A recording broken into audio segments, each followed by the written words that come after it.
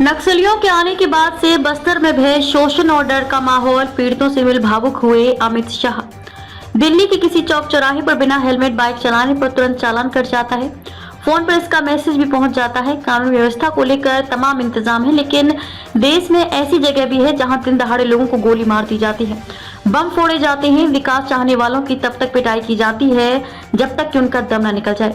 ये सब कुछ छत्तीसगढ़ के बस्तर संभाग के रहने वाले 4 दशक से झेल रहे हैं। जंतर मंतर पर मौन प्रदर्शन और केंद्रीय गृह मंत्री अमित शाह से मुलाकात के बाद अपनी पीड़ा देशवासियों को बताने के लिए शुक्रवार को बस्तरवासी जेएनयू परिसर पहुंचे। विद्यार्थियों और शिक्षकों के साथ आपबीती साझा की और आने वाली पीढ़ियों के लिए न्याय की मांग की। बस्तर शांति समिति के सदस्य ने सुनाई आपबीती। बस्तर शांति समिति के सदस्य माघो राम कावड़े ने कहा कि 40 साल पहले जहां ढोल और मांदर की थाप सुनाई देती थी, खुशहाली थी, वहां नक्सलियों के आने के बाद भय, शोषण और डर का माहौल है।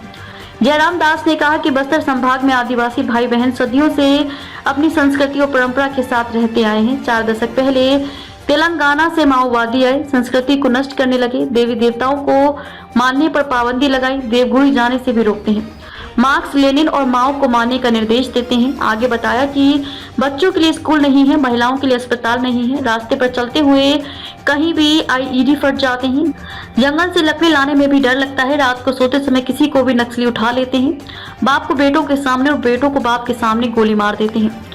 माओवाद का समर्थन करने वाले कथित बुद्धिजीवियों से पूछना है कि उन्हें बस्तर वासियों की तकलीफ क्यों नजर नहीं आई। विद्यार्थियों ने नक्सल पीड़ितों से सीधा संवाद किया। इस अवसर पर लेखक व बस्तर शांति समिति के सदस्य राजीव रंजन, एबीवीपी जेएनयू अध्यक्ष राजेश्वर, सचिव शिखा स्वराज आदि लोग उपस्थित रहे। मां के सामने बेटियों को मारी गोली, पेट चीर डाला। बस्तर के कोंडा गांव के केदारनाथ कश्यप 12 मार्च 2014 को अपने भाई रूपेंद्र कश्यप के साथ बाजार गए थे। अचानक नक्सली पहुंचे और उनके भाई पर गोली चला दी।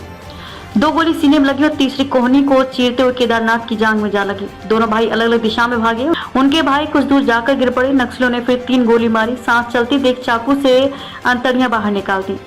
मां राधा कश्यप बेटे के जीवन की भीख मांगती रही, लेकिन नक्सलियों को रहम नहीं आई। कमा कर लौटा तो ब्लास्ट में खो दिए पांव। बीजापुर के गुड्डू लेखाम अभी 18 साल का है। पढ़ाई छोड़ कमाने के लिए आंध्र प्रदेश चला गया। बीते 11 मार्च को गांव लौटा। दोस्त आईतोड़ पोयम के साथ मारनार बीच घूमने जा रहा था कि नक्सलियों की बिछाई आईईडी पर पांव पड़ गया। जोरदार धमाके में दोनों बुरी तरह घायल हो गए। हॉस्पिटल में होश आया तो दाहिना पांव नहीं था। बस्तर से आए नक्सल पीड़ितों से मिल भावुक हुए अमित शाह। बस्तर के नक्सल पीड़ितों की व्यथा सुनकर गृह व सहकारिता मंत्री अमित शाह भावुक हो गए। सोशल मीडिया एक्स पर नक्सल पीड़ितों का दर्द बयान करने वाली डॉक्यूमेंट्री सुनो नक्सली हमारी बात को साझा करते हुए शाह ने कहा कि नक्सल प्रभावित क्षेत्रों के हशा के शिकार इन लोगों के जख्म नक्सलवाद की अमानवीयता और क्रूरता के जीवंत प्रतीक है। नक्सलियों से पीड़ित लोगों की मानवाधिकार अब तक किसी को नहीं दिखा। नक्सलवाद को विध्वंस और हिंसा एकमात्र विचारधारा बताते हुए उन्होंने 31 मार्च 2026 तक इसे पूरी तरह खत्म करने की प्रतिबद्धता दोहराई।